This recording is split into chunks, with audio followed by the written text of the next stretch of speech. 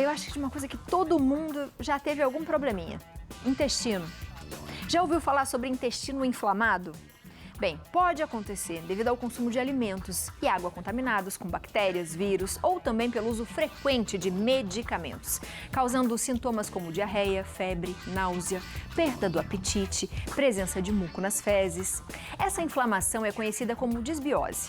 Para ensinar pra gente como a gente desinflama o nosso intestino, a gente conversa com a nutricionista Elisa Joslin. Seja muito bem-vinda, Elisa, à nossa casa. Falei pro Léo que hoje você ia entender a minha experimentada. Você entendeu? Perfeitamente. Eu também experimentaria. Não é? Então tá bom. É isso, minha gente. Seja bem-vinda, Elisa. Muito obrigada. Elisa, quando a gente fala de intestino, eu acho que eu não sei se é recorrente quando as pessoas vão ter alguma consulta com você, de falar que sempre tem algum probleminha. Sim. É normal? Não é normal ter o probleminha no intestino, né? O nosso corpo, ele fala e ele tem que estar em perfeito funcionamento, né? E como que funciona o intestino saudável? A gente precisa ir todos os dias ao banheiro. Todos os dias? Todos os dias. Esse é o mais saudável, né? Tá. E quando não está acontecendo isso, ou quando as pessoas vão mais vezes ao banheiro, né? Por isso que as características das fezes também ajudam a gente a determinar como está a qualidade ali do intestino, a gente consegue avaliar. O que acontece no nosso intestino? A nossa microbiota intestinal, Quer olhar as suas coisinhas? Quero, vamos lá, que daí eu já... Vamos. Então vamos já, que ela Vamos já tem lá, uma que daí eu já lista, a gente vai aproveito contando tudo aqui. e aí fica mais didático. Boa. Vamos lá. Vamos lá. Eu trouxe para vocês aqui entenderem. Me conte. Vamos lá. Então, a nossa microbiota intestinal, ela tem uma população de bactérias, né? Tem as bactérias boas e as bactérias ruins, né? Tá. E ela sempre tem que estar em equilíbrio. O que é a desbiose? É o desequilíbrio dessas bactérias, certo? Então, aqui eu tenho um exemplo. Vamos lá, vou virar aqui, tá? Aqui é o exemplo de um intestino saudável. Então, a população de bactérias aqui está bem equilibrada. Temos as bactérias boas e as ruins. Já no intestino inflamado, ele predomina as bactérias ruins, que são as bactérias patogênicas. E essas bactérias, elas vão acabar interferindo aqui, atravessando a nossa barreira, tornando o nosso intestino mais permeável e levando para a corrente sanguínea e causando diversos problemas para nossa saúde, né? E quais são os fatores? O que leva essa desbiose? Aqui eu tenho alguns exemplos também que eu costumo sempre estar passando para os pacientes. Então, os nossos hábitos de vida no geral, ele vai ocasionar, né? Não existe uma causa específica. Pode ser um contexto todo. Por exemplo, o uso excessivo do álcool, uma má digestão, alimentos alergênicos, né? O que seriam os alimentos mais alergênicos? O glúten é mais alergênico para algumas pessoas, o excesso de lactose contido no leite, né? A privação do sono, pessoas que não conseguem descansar, não ter uma boa noite de sono também prejudica. O excesso de medicamentos, né? E o estresse, que hoje está muito presente aí na nossa rotina, né? Então, tudo isso vai contribuir para que a nossa microbiota, ela fica em desequilíbrio, tem essa desbiose. E o que a gente precisa fazer, então, para que essa desbiose acabe, né? Que a gente reequilibre novamente o nosso intestino. Tendo hábitos saudáveis, né? Então, fazer exatamente o inverso. O que a gente tem que fazer? Prática de atividade física, ter uma boa mastigação, se hidratar, né? A hidratação, ela vem em primeiro lugar e isso é uma coisa que muitas pessoas acabam negligenciando, né? Ter uma qualidade de sono, uma alimentação saudável e até mesmo a questão de espiritualidade, lazer, porque ela vai, né, de encontro aí o oposto do estresse. Então, é muito importante. E o que vai causar no nosso corpo todo esse desequilíbrio que aqui eu também cito, olha. Doenças imunológicas, doenças gastrointestinais, inflamações, uma má nutrição, danos hepáticos, esteatose hepática, desequilíbrio do sistema nervoso central. A gente sabe que a serotonina, ela é absorvida 95% no nosso intestino, né? Então, a gente precisa dela, sensação do bem-estar, prazer. Por isso que a gente fica mal-humorado. Um desequilíbrio metabólico, e a saúde, no geral, acaba ficando comprometida. A gente tem também aqui, e é legal a gente falar um pouco disso, porque a gente fica, às vezes, né, pensando, eu vou ao banheiro, mas nem sempre eu consigo ir todos os dias, então já é bom ficar de olho. Ou, eu vou muito ao banheiro, vou várias vezes ao banheiro. E a gente, às vezes, falava assim, mas eu não fico prestando muita atenção nisso. Você já prestou atenção no seu cocô? É importante, não é? Importantíssimo. A gente tem aqui uns modelinhos, eu queria que você falasse um pouquinho pra gente. Da escala de Bristol, vamos lá. Coloca pra gente aqui. Então, eu sempre costumo perguntar para os meus pacientes, quando eles relatam se estão com constipação ou com uma diarreia, eu falo, vamos lá, então me explica. Essa é uma escala de Bristol onde ela classifica as fezes em 7 tipos. O ideal é o número 4, que é como se fosse uma salsicha lisinha, sai sem dificuldade nenhuma, tá bem hidratado, o bolo fecal formou perfeitamente. O 3, ele ainda tá ok, porém ele já tá dando um sinal de que a pessoa está consumindo menos água, tá comendo menos fibras.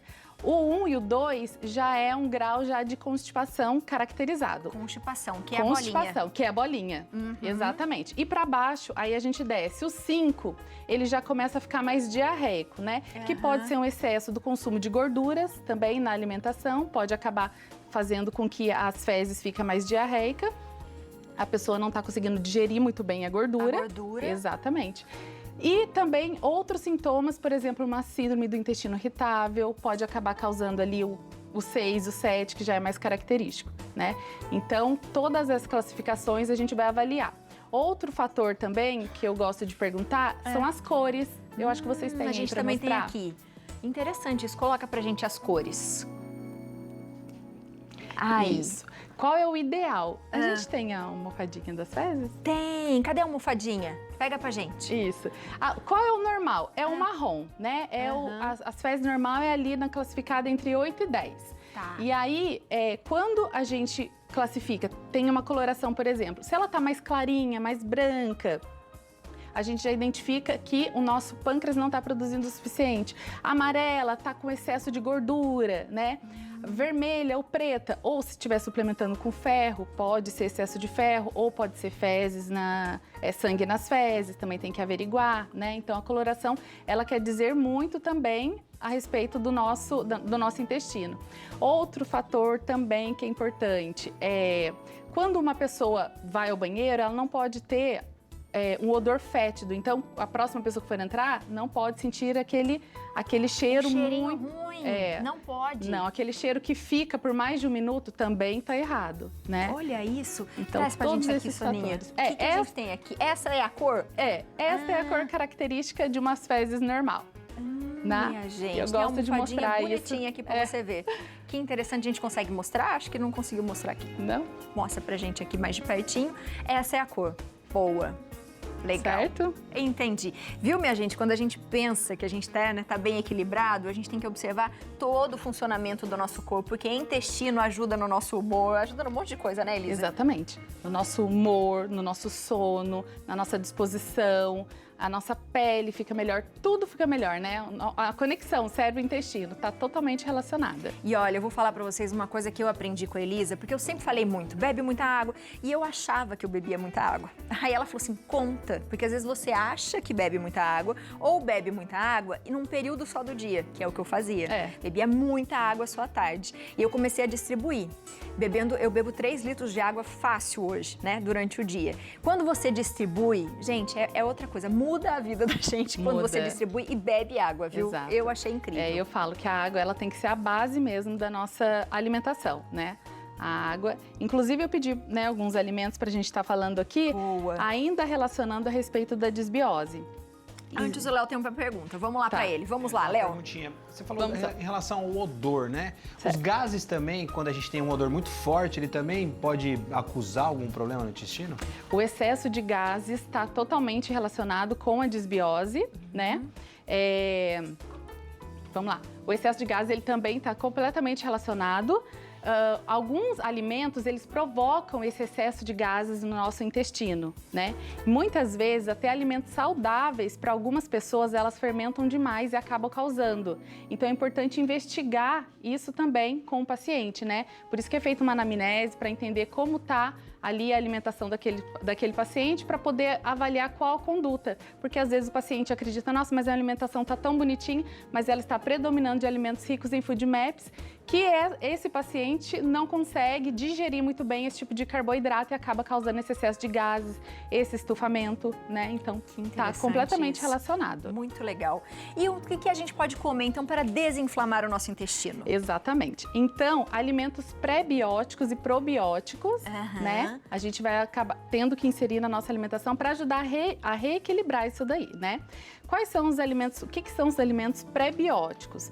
Os alimentos pré-bióticos, eles são carboidratos ricos em fibras que não são digeridos pelo nosso intestino. E ele vai servir como substrato para as boas bactérias estarem se alimentando e equilibrando aí. E já os probióticos, eles são os micro-organismos vivos, que no caso a gente suplementa através de manipulados ou através de uma alimentação, como por exemplo, eu pedi aqui para colocar o kefir, o kombucha, né? Os leites, os iogurtes. Também eles são ricos em probióticos. Isso. E os prebióticos são as fibras, no geral, os carboidratos. Então, eu pedi, por exemplo, a banana, ela tem uma concentração boa.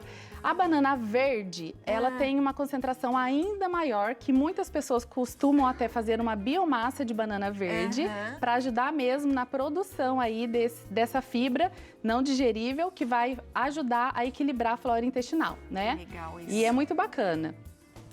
Aí temos também a aveia, a granola, boas fontes de gorduras como o abacate, como o azeite, né? Para ajudar a lubrificar aí também. E como eu disse, a água ela tem que ser a base. Tem que ser a base. Se a gente faz uma alimentação que tenha bastante alimentos assim e tira um pouco da farinha, dos lácteos excessivos, doce, o doce também prejudica bastante? Foi muito bom você citar isso, exatamente. A gente falou dos anti-inflamatórios para cuidar, né, aqui. Agora, o que está inflamando? Quais são os alimentos que vão inflamar o nosso corpo, principalmente?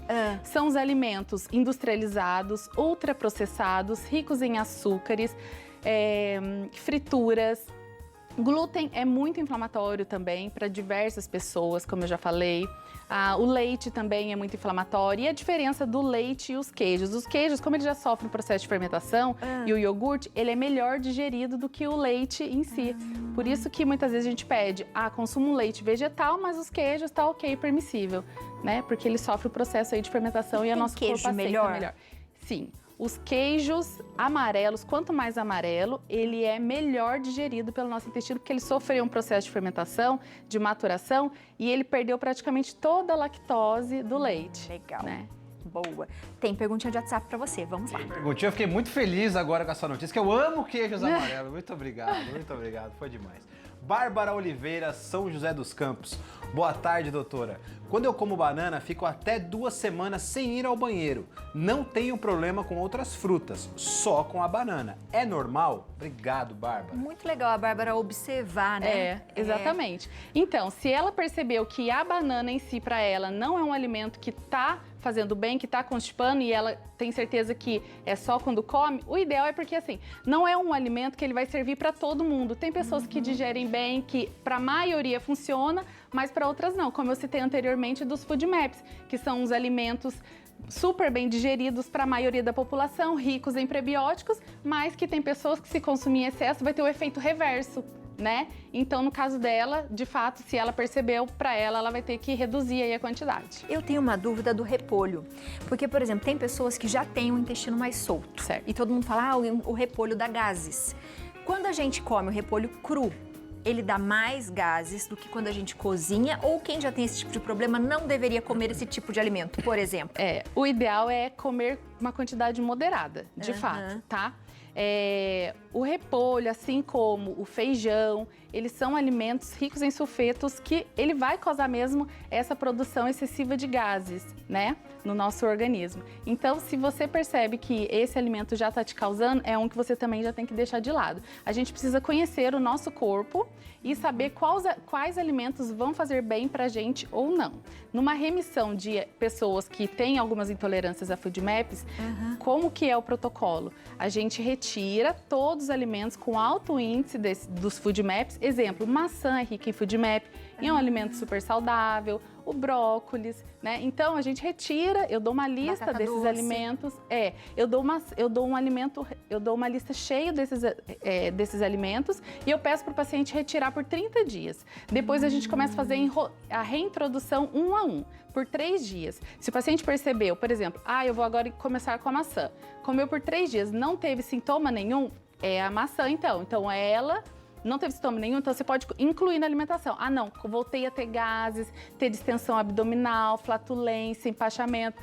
Então, ela é um alimento que você já sabe que não está digerido. No caso, por exemplo, da Bárbara, que ela falou da banana. Para o corpo dela, ela não digere muito bem. Então, no caso dela, é melhor retirar. Mas isso não vale para todo mundo, né? Porque cada indivíduo é um. E é muito legal isso, né? Você vai fazer um experimento por 30 dias, né? Você vai ficar 30 dias sem comer vários alimentos que são esses que ela falou, e depois vai desinflamar todinho o corpo e aí depois vai reintroduzindo 1 a 1 para a gente poder descobrir qual foi o alimento causador ali do desequilíbrio. E aí a pessoa, quando comer, vai saber que pode passar mal, mas pelo menos já passa mal com consciência. Com consciência, né? Já fazer isso aqui não vai dar bom. Será que eu mereço realmente passar mal? Vale a pena eu comer isso daqui e depois, não é? Perfeitamente. Muito bom. Elisa, seja bem-vinda. Espero que você tenha gostado. Muito obrigada, eu adorei. Obrigada pelo convite. Você de casa aproveita para seguir lá na internet, @ElisaJoslin, tá? Tudo, que daí fica Josli Nutri, tudo junto, tá? O telefone é o 12 99 604 6796.